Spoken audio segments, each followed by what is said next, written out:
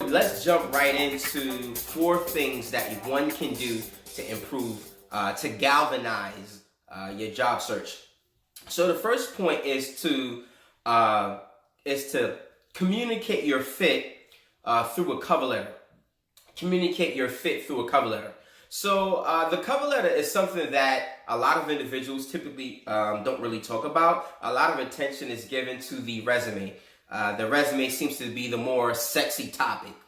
But a cover letter is very effective because a cover letter allows you, the applicant, to convey how you are a suitable fit and an appropriate and fit candidate for the role in this organization. So say, for example, on the job description, it says, when you're looking to apply for the job, it says that they're looking for someone who is detail-oriented or someone who works well under pressure. In your cover letter, you can actually answer that. In your cover letter, you can give a summation as to how you have worked diligently towards stringent deadlines, particularly with submitting deadlines for the quarterly report.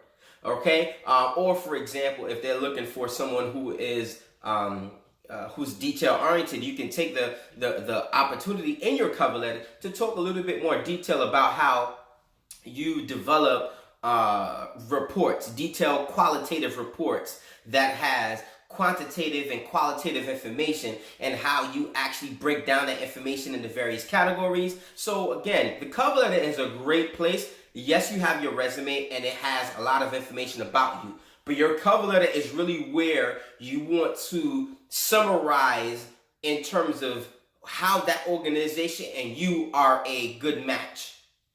The cover letter allows you to do that. Next point in optimizing your job search, the resume, of course. Sell yourself with your resume. When I say sell yourself with your resume, I don't mean having your resume as a bunch of tasks. I mean having your resume as being value focused and accomplishment focused.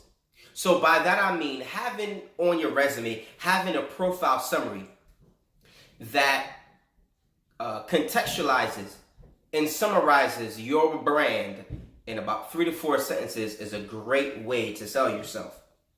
Having a resume that at the beginning phases of the resume, underneath where the summary is, highlights key things that you've done.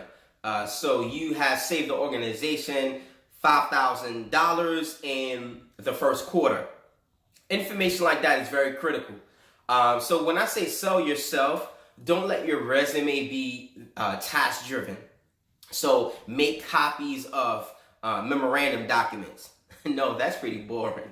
You want your resume to be value centric and accomplishment metric. So you talk about how the organization has improved over the past 2 years as a result of your contribution. So talk about how, as a result of your contribution, the organization is actually performing significantly better in terms of retaining talent by 10%. You know, some type of number where hiring managers can actually measure. The next thing also is something that people don't talk about a lot is a reference list. Okay, so you want to gain credibility through a reference list. And a reference list, yes. So when you're applying for a job, you'll apply with your cover letter and with your resume, and that's very helpful. But when you are going to a job interview, sometimes they may request it, sometimes they may not. It's very, very helpful to bring a reference list document. So when I've gone on interviews in the past, I've brought a reference list to all of my interviews. I typically would have 3 individuals on my reference list. And the 3 individuals on my reference list, I would have their name, the organization they work with, and their contact information, like their phone number. The reason why a reference list is so critical is because the hiring manager doesn't know who you are. The organization doesn't really have a relationship with you. So they can now contact these individuals on your reference list. Now, I would advise you to place individuals carefully on your reference list. Like, you don't want to put someone on your reference list and they start they start airing your dirty laundry, right? That'd be counterproductive. So put individuals who are going to sell you. So the reference list is a place to put individuals on your list who you work very well with. And the reference list doesn't have to contain your supervisor. I mean, it could be someone who you worked on a project with. It could be a individual who reported to you. Or it can be an individual who maybe you didn't work directly with, but they're very familiar with your work. And you both worked in the same organization, and they have some type of interaction with the work that you do, but you may not have worked directly together. That's what you really want to do. You want to gain credibility through references where other individuals can sell you. So, for example, a good friend of mine used me as a reference, and the organization contacted me, and I spoke highly of him. I didn't say he's a great person. That's a horrible reference. When a person talks a lot about you and they say how great you are, you're an awesome person, I told the organization that this individual was a commensurate professional who provided significant value to the organization that we worked in. And so we had challenges with generating reports. The reports were taking a significant amount of time to run. This individual has strong database skills to the extent that they were actually getting our reports to us in 15 seconds. Now, this person got our reports that was taking 1 minute down to 15 seconds. He was so diligent that he worked arduously to get the report generation down from 15 seconds, and we were actually able to generate the report in the database within 7 seconds. So that type of information is valuable. So when I talk references, think about individuals who are going to be able to sell you in this manner. Lastly is a thank you letter. Yes, you want to follow up with a thank you letter.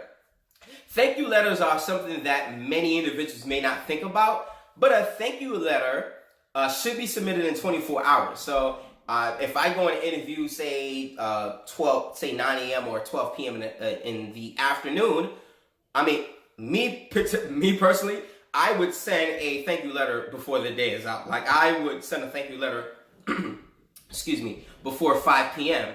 But typically, it's customary to do a thank you letter in 24 hours. And the thank you letter highlights things that were mentioned in the interview. So if the hiring manager that was interviewing you mentioned that the organization is going through a restructuring, these are valuable things for you to make a mental note of.